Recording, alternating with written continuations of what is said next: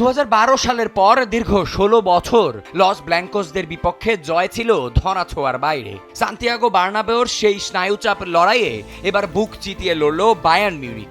অন্যদিকে টানা 10 ম্যাচ অপরাজিত থাকা উড়ন্ত স্পোর্টিং সিপির মুখোমুখি হয়েছিল আর্সেনাল। অ্যাওয়ে মাঠে শক্তিশালী স্পোর্টিং এর বিপরীতে ছন্দহীন আর্সেনালের ওপর ছিল পাহাড় সমূহ চাপ।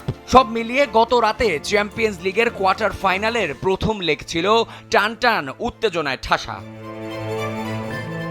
সান্তিয়াগো বার্নাবেউতে রিয়াল মাদ্রিদের বিপক্ষে বায়ার্নের 2-1 ব্যবধানের জয়টি ছিল কৌশলগত শ্রেষ্ঠত্বের এক অনন্য উদাহরণ। ইনজুরি কাটিয়ে ফিরে হ্যারি কেন প্রমাণ করলেন কেন তিনি বর্তমান বিশ্বের অন্যতম সেরা স্ট্রাইকার। আসরে নিজের 11তম গোলটি করার পাশাপাশি লুইস ডিয়াজের গোলেও রেখেছেন প্রত্যক্ষ অবদান।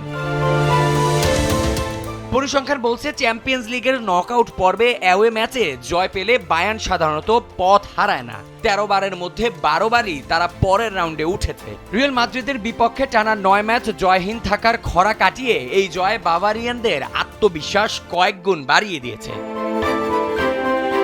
যদিও কিলিয়ান এমবাপ্পে 1 গোল শোধ করে রিয়ালকে লড়াইয়ে রেখেছিলেন, তবে ম্যানুয়াল নয়ারের 9টি অবিশ্বাস্য সেভ লস ব্ল্যাঙ্কোসদের জয় বঞ্চিত করেছে।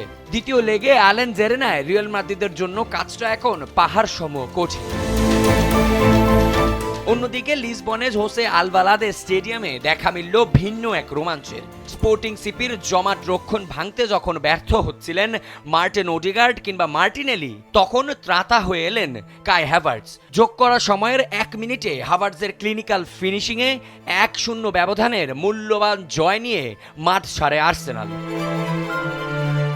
স্পোর্টিংয়ের একের পর এক আক্রমণ আর ম্যাক্সি আরাউহোর সেই বুলেট গতির শট রায়া যেভাবে রুখে দিয়েছেন তাকে বিশ্বমানের বললেও কম মনে হবে। টানা 2 হারের পর এই জয় মিকেল আর্টেটার দলের জন্য রীতিমতো অক্সিজেনের মতো।